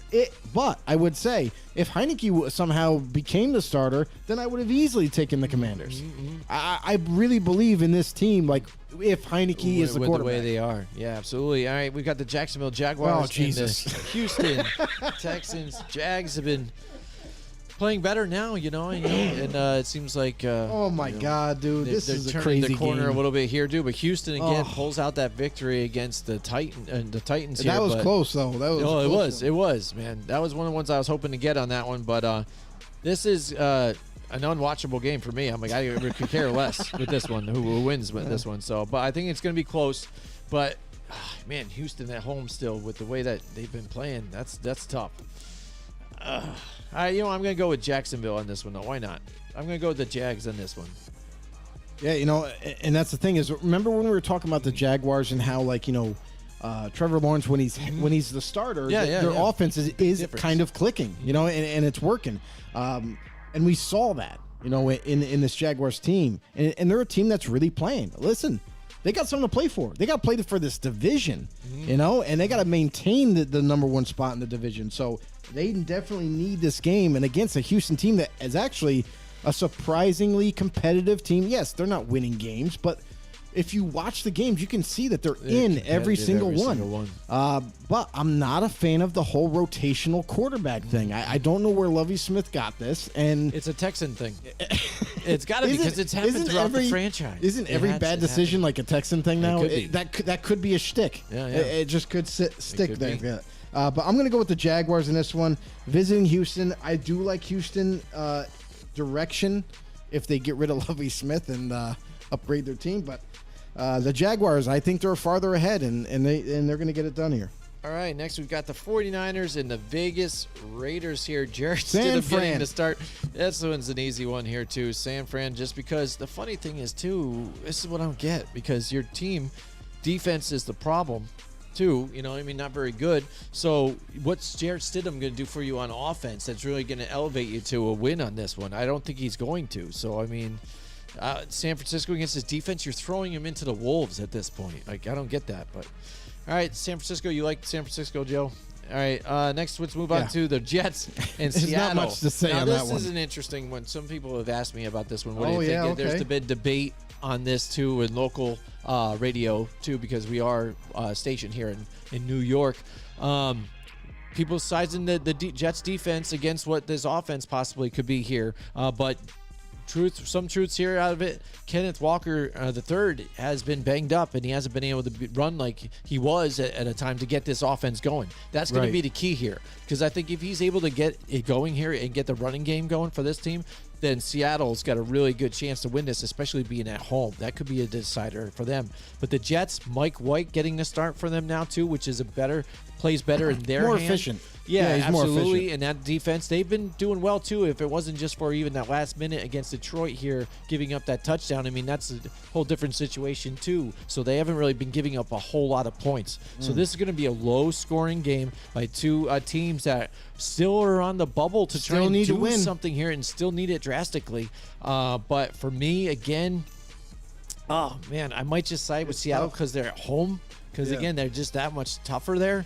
But again, you can't deny what Mike White does with those weapons that he has there too, on top of it with that defense. But I think I'm going to take Seattle here. I guess It's not an easy tough. pick. It really isn't. Yeah, I'm going to go with Seattle home. But again, Jets very impressed. I would not be surprised. If I they would lose not. big Yeah, game. we would not be shocked if the Jets end up pulling off the win. But again, it's whenever you get to these game situations where like both teams are kind of evenly matched, and at the same time, one team is home and plays well. Listen, Seattle this is their bread and butter. Seattle, the 12th man. Yeah. The Jets really, team is going to hear Seattle it. a lot of times just because they're home. And it is. It's a factor. It really is a factor. Like when you go into a hostile environment versus an environment that's like, it's okay. It does make a difference. So I'm going with Seattle just based on that. Yep. If this was in New York, I'd probably pick the Jets. Yeah. Yep. I agree. That's what I asked when I was talking about it. I'm like, where is it? I'm like, nope. Okay, Seattle. All right, next we got the Vikings and the Green Bay Packers. This is a divisional type matchup. I think that's be close to with the Green Bay, if they stick to the formula that they've been even doing too, is run the football, get efficient that way, then make those more accurate throws, that gets some chains moving here. But really now they've can't do the fancy throw and stuff, whatever. You don't have that threat. Even though, Christian Watson is good at times, but still showing, that rookie part to him about, not getting to the ball, drops here and there. It's good that they've got, Dobbs back too, which is good for them. But they really got to rely on these three running backs here that they have here and get this running game going. It opens up the passing game, and they can make things happen here. Minnesota, they live dangerously by these close games. They really do, yeah. So I would not be surprised if Green Bay steals a victory here. Do I dare say that? Steal a victory from the Vikings here at home. At Green Bay, Lambeau Field, it's going to be cold. They're going to like the energy here, but they need to run the ball efficiently, and that defense needs to stop Justin Jefferson. That's it. Adam Thielen, he can get it done at times here too, not but gonna happen. He's just not the guy. But that's what they got to try and do. That's the game plan. But you know what? I like their options here. I think Vikings are due for a loss. They've been living dangerously too long. I like the Green Bay Packers in this one at home. One, they will never stop Justin Jefferson, and it doesn't even matter if they put their best corner on him, Jair Alexander, because he's just too good at running routes. He is one of the best route runners in football, and it's not even close. Like, it's amazing how well he runs his routes. So, and that's why he gets open a lot. Going against Green Bay, and this is the thing, Green Bay last week was kind of a little bit of a sieve in the pass defensive game. They gave up a lot in the air, and I look for that to continue. I think this is not only going to be one of these kind of like back and forth games, like high scoring games, but also it's going to come down to the end. And I think it's going to be one of these like classic Vikings versus Packers type of game where it's Rodgers with the ball last, and let's see if the Vikings can stop him. And I think in the end, Green Bay somehow, some way is going to edge them out. Oh, wow. Absolutely. Here we go. You have amazing setups, by the way, when you do these things. Sometimes I'm thinking you're going one way, but then at the end, you just hook it right out there. That's and then right. You bring it back to another one. I like to change it up. I like it. And I will say this, though, too, is the Green Bay Packers have never been healthier this week. David Bakhtiari's returning, so they get their left tackle. Elton Jenkins, who they just re-signed, long-term extension, locked him up, their other tackle. So things are looking good in Green Bay All right right, now. just a couple more games here now, too. We've got the Rams against the Chargers here. Rams, again, with a big blowout win here, but I think that's a smokescreen at this point. The Chargers, they secure a playoff spot here now, Joe, so now they're going to be in the playoffs. So do they have anything to play for in this one? Are they going to sit some of these guys? Are they going to play still? Oh, no, they got to play. So no, they ain't sitting nobody. Do, right now, again, I think they're still a better team than what the Rams are, even though Baker Mayfield's been doing all right. But one thing we've kind of seen, and this is kind of odd, I've talked about it with the Dallas Cowboys. Yeah. It's like if the Dallas Cowboys ran their team as if Dak Prescott wasn't there, but then Dak Prescott is there, they would be better. I think the Rams, the same thing. It seems like they're running the ball more just because they don't want to put too much on Baker Mayfield, so they want to try and stay balanced. They're a better team now. They finally ran, Joe. I mean, it's amazing. Cam Akers finally had some yardage, and it was doing okay. I'm like, why couldn't they do this before? They've been doing it since Baker took over because Right. the offense, he's just trying to learn it on the go. Right. So they have to run more. But it seems like they're better now. Is like, why weren't they trying to do this all along? What it is Baker's starting to get more comfortable with the playbook. So they're able to change certain plays that kind of opens up this run. And that's something that they've always had. But to be honest with you, Cam Akers is not a great running back. He's not a good running back in my eyes. And this is kind of why the Rams were kind of iffy on keeping him or not. Stay or not. So ran it. I mean, yeah, he's getting yards now and stuff like that, but it's because of Baker Mayfield's presence as a guy that's kind of like not necessarily a dual threat quarterback, but more of a guy who's unpredictable with what he's going to do with the ball. And I think it plays well into Sean McVay's offense. He's able to kind of manipulate the defense sometimes with Baker Mayfield being at the quarterback position, unlike Stafford, which everybody knows he ain't running. Yeah, he ain't doing anything with the ball. He's just going to drop back and throw. So I think this is kind of playing into the Rams' offense and is actually making their offense run better despite not having Cooper Kupp and other players. So, yeah. I mean, but it's funny too. Both teams at home, technically. Yeah, but I think there'll be more Raiders fans there still. Both teams are home, and neither of them have fans. So this should be interesting to see who wins the home battle here. Right. But I like the Chargers in this one again. Yeah, I mean, I'm not 100% in on the Chargers yet. I don't know what to expect from this week. Not going to have Derwin James, it seems like. He spearheaded. Oh, I know. Did you see that hit? I did. He literally. I enjoyed that hit. He lowered the crown of his helmet into the side of the receiver. That could have been your decapitation of the week. And not only I don't do that shit. That's cheap shit. Yeah. That's not a hit, bro. You can't do that. So and the craziest thing is like after he gets ejected, he's literally complaining the whole way walking to the locker room. Like, no, I hit him on my shoulder. No, you didn't, dude. Yeah, I don't know. I thought his shoulder went down, but then his crown of his helmet was down too. If he went head up and shoulder the way he did, he was looking to kill the guy. 110% speared him. Yeah, he was looking to kill the guy. So I mean, but I enjoyed it. It was what a so what a Rams hit. Chargers. Listen, Chargers can't stop the run, and what we just talked about. So you like the Rams? Cam Akers. They're going to run the ball more. They're finding different ways and unique ways to get the ball into Tyler Higbee's hands. But the Rams, I got to say, this is one of the most unpredictable teams this year. Yeah. Like last week, I didn't think the Rams had a shot, and they end up blowing out the other team. So I think this game, it could go either way, to be honest. So I got the Rams in this one. All right, he's going with the Rams in this one. All right, next we got the Pittsburgh Steelers and the Baltimore Ravens here. Pittsburgh. Oh, good game. At night, baby. They got it right. Yeah, they got one of these flexed this Sunday game, nights. by the way. Yeah, they did. Yeah, Sunday night games here because I forget what the other definitely one was, means a lot for sure for both teams. Yeah, Pittsburgh high off that win here last week with everything, pride. and they're remembering Franco Harris. They had the the immaculate reception and things. Baltimore. Just getting by again too, with injuries that they have here too. So they're going to be tougher to play against at home though. So I think Pittsburgh, they've been doing enough to win. It was an emotional win last week. I don't think they have enough here to. Yeah, they get definitely it in shouldn't have Baltimore. won last so week. I got Baltimore in this one. Yeah, this one, and this is interesting too. Like, I'm still waiting to hear news on Lamar Jackson. Is he close to coming back? Because now is about that timetable that they had where he could return. Yeah, like 1 to 3 weeks. Well, we're going into the third week, so are you going to hold him out longer? Like, you guys need to keep winning. So it'll be interesting to see game time if that kind of comes out. Maybe he plays, maybe he doesn't. But even if he doesn't, Baltimore is a tough place to play.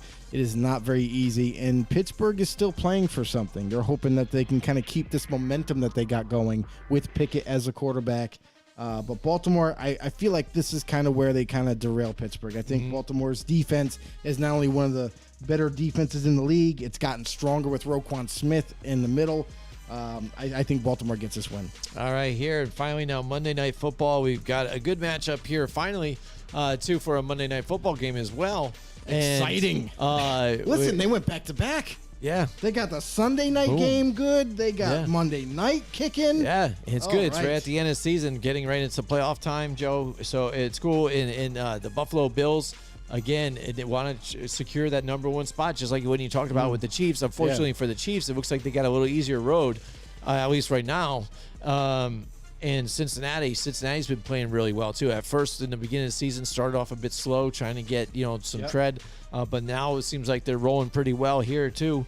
Buffalo had a little bit of a slow spot here too, dealing with injuries, but now they're back getting some healthy guys here too. This is going to be a knockout game. It's a great game. And let me tell you too, I think Cincinnati, the jungle is getting to be one of those places that are harder to play in, I think. The way they are, the way the fans are there. I know you don't want to admit it to it, the way Cincinnati is, but they've kind of been getting that whole, kind of momentum. I think Listen. maybe since making that AFC Championship Super Bowl run. I've always said that the Bengals fans are one of the most loyal and best fan bases there is in the football. Like, they really are. They're one of them. Because, listen, when you have a franchise, the Raiders fans know this, but when you have a franchise that loses a lot, many, many years beforehand, and you're still sticking there. with them, and now you're starting to win some and everything, congratulations to the Bengals fans for now sticking through it. Absolutely. So this is going to be a close game. I think it's going to be tough to go out, pull out a definitely gonna be a win good one. here in the jungle. This is a good But one. again, Buffalo Bills, they're an upper seed. They're expected to try and make it there. They need to win games like this. Yep. And again, this is a team you're probably going to see in the playoffs again. If you look at the way the playoffs were last Possible, season. for sure. This is it. So Buffalo needs to pull out this victory. They've already got Kansas City, boom, marked off. They've taken them out before during the regular season, so they've had practice for them in the playoffs. Here's another playoff type of scenario here for them. Right. I like the Buffalo Bills. Yeah, I'm going to go with the Bills on this one too because I'm not a fan of losing offensive linemen, and La'el Collins, their starting right tackle, is done for the season.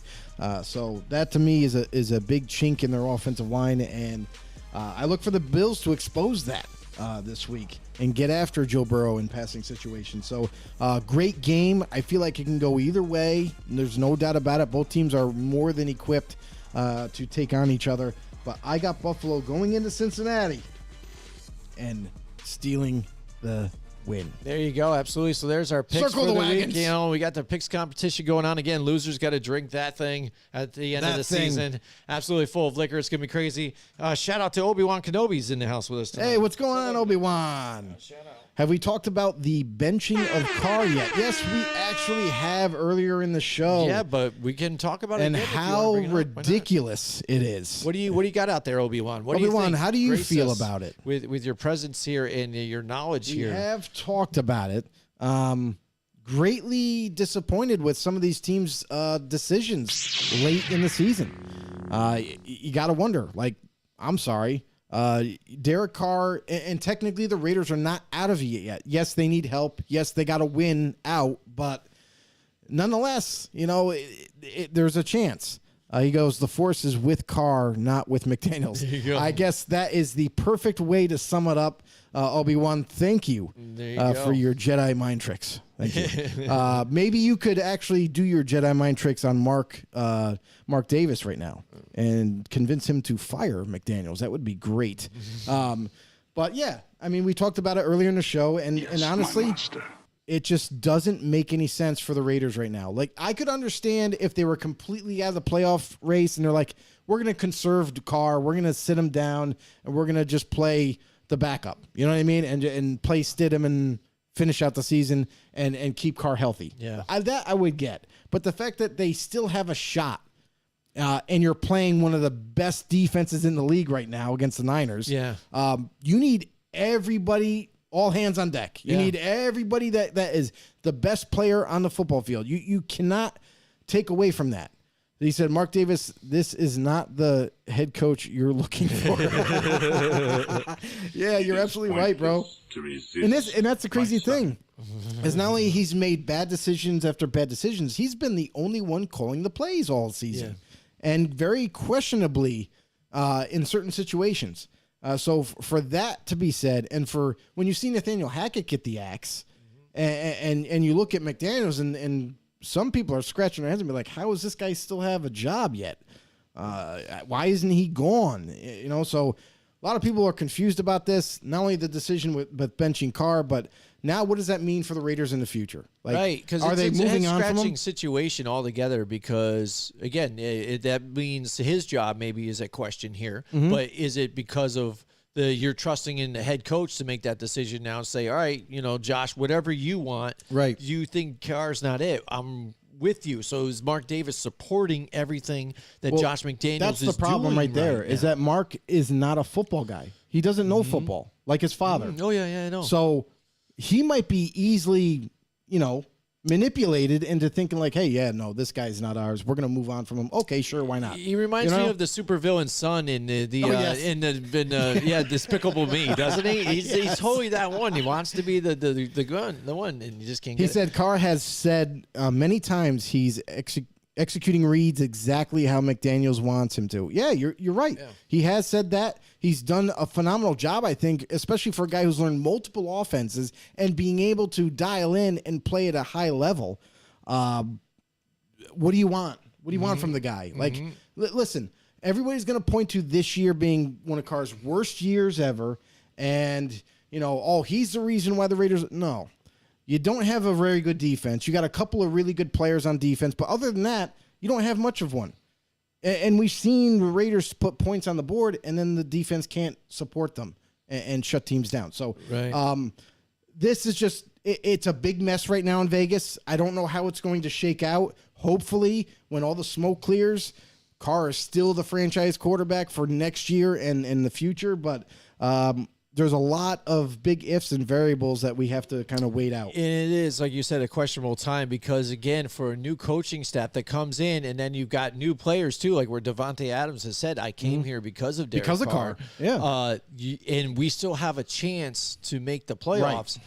And you're basically cashing it in. Yeah. You're just like, no, we're checking out. Yeah. That's what we're doing right now? Yeah. So how am I going to buy in on the coaching staff if you're quitting right now? And not to mention, remember Carr, there was a whole that in April, everyone's like, oh, are they going to move on from Carr? Is he going to be traded? And they agreed to an extension, a contract extension in April. And that was with Dave Ziegler, the GM, and Josh McDaniels there, present. They agreed to this new deal. So that's why there's a lot of confusion now with this whole scenario where they're going to bench Carr. He's not going to play. He's going to take some time, the last 2 weeks away from the team, and let's reconvene next year. What? And now he says, Obi-Wan says, I see Rodgers coming to Vegas in this one. I'll tell you right now, if I still think this would be a bad move because Rodgers is 37, going to be 38 next year. He's older. He's like 8 years older or something like that than Carr. So could it happen? Possibly. But again, to take Rodgers' major contract on, that's double what Carr's getting paid now. It's like double. It's crazy. Yeah, it is. And on top of me, it doesn't. And on top of all the money you spent to Davante Adams when you brought him in, you gave him an extension. You gave Renfro an extension. You gave Darren Waller an extension. That's a lot of money on offense right now. And if you were to bring in a Rodgers now, I don't think you had. I think you have negative money at this point. So I don't think that's a logical thing to happen. They would have to do a lot of shuffling around, a lot, and it might be so much so that it kind of derails them. He goes, you have to keep Davante Adams happy. You have to keep Davante happy, but maybe that's giving McDaniels too much credit. Yeah, McDaniels, listen, we've seen it all this year. He's made bad decision after bad decision, whether it be coaching or personnel or off, whatever. I think the Raider fan base and people that are watching the Raiders have seen enough and to make their own judgments right now on McDaniels. He hasn't learned anything from Denver. No. He hasn't learned how to handle players, how to run a team as a head coach, and it's more than evident. Like, we've seen enough. So for Mark Davis, who's the owner, who has the final say, this is a chance for Mark Davis to kind of come to realization and say, hey, listen, I know I'm not a football guy, but I'm going to talk to a few people that I trust and get their perspective on this. And maybe the best thing to do is to, in fact, fire Josh McDaniels. Don't give him that extra year because he's already kind of tearing the team apart from the inside. Yeah. When you have Adams saying, hey, this is the only reason why I came here. Without Carr, you don't get Adams. Yeah. Without Carr, how many guys are going to want to stay on this team? Right. And when you think of after the press conference that he broke down in tears and talk about effort that people weren't putting in and out, and that he puts out, and then asking about it and doing this. It's passion. And you're removing that guy from, the locker room right now because he's left. He's going to take his time off and, reevaluate things as this is all going down. That's big for the locker room. And that's why, media, when they had brought, come in and asked the players how they felt about this and trying to get, a reaction to see what they thought about it. You could just tell. You could tell from The it. body They're language. just like, well, we're just going through it. That's not our decision, but it is what it is at this point. But right. again, when you look at it, in logical terms, when you look at where they are, placement to try and make something, where they are as a team in the bottom of the division or near the bottom, in a coaching staff that hasn't been doing very well, since he was a coach Right. for the Broncos. So it just seems like that's not the right thing right now. Why not scrap it and move on from that and go behind that franchise quarterback who is basically, he's given his all out there for you and said he bleeds silver and black. Yeah, and has also made the statement that he will not play for another team.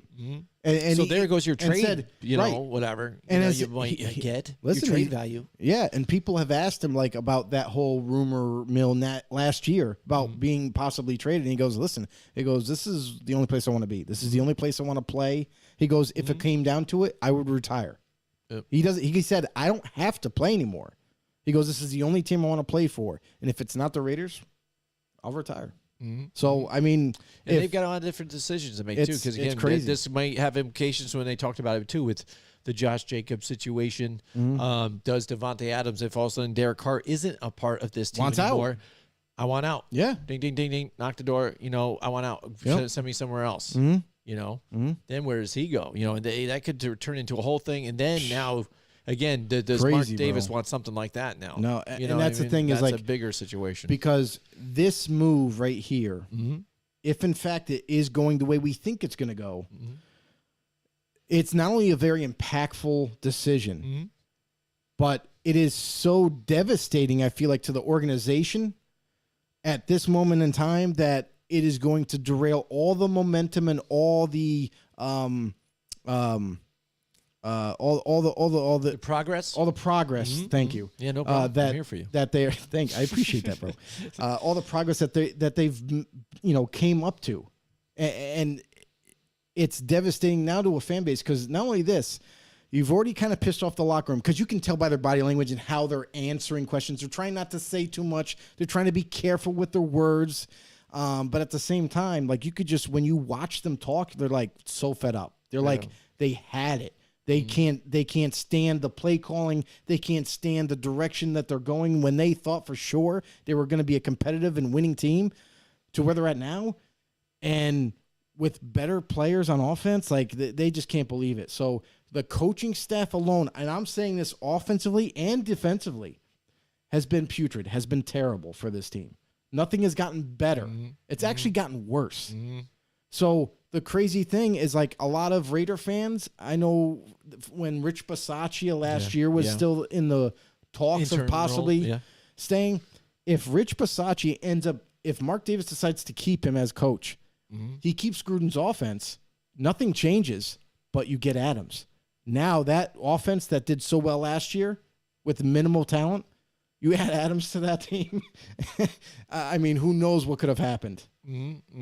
It says I'll miss Carr for sure if he leaves here. So for sure, So yeah. he must be a Raiders fan then, obviously. Obi-Wan. The Yeah. locker room wanted Bisaccia there. So Yeah, they definitely did. They were all backing Bisaccia, and stupidly, here's the one thing about Mark Davis versus Al Davis.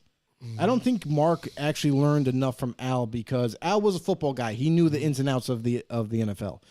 But Mark, you would think that something would have rubbed off on Mark. Like, hey, listen, because Al used to bring in players. He used to bring in, like Rich Buchanan and Tim Brown and have meetings with his players. Yeah. To get their perspectives on how things are going, how are you doing, this type of thing.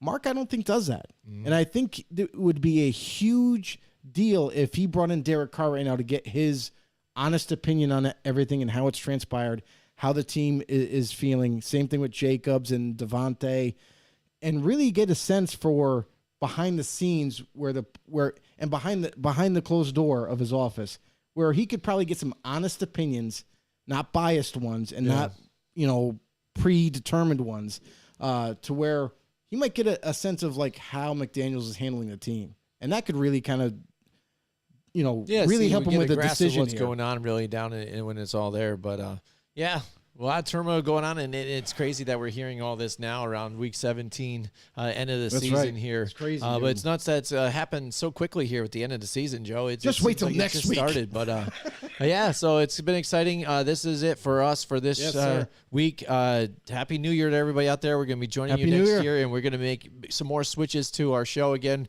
I have moved, so the studio's all different and everything. We're still remodeling and doing some Yep. different stuff. Still trying to figure things out. We'll keep you guys informed with that stuff. But thank you so much for joining us once again. Yes. Don't forget to go to our YouTube page Obi-Wan. and stuff.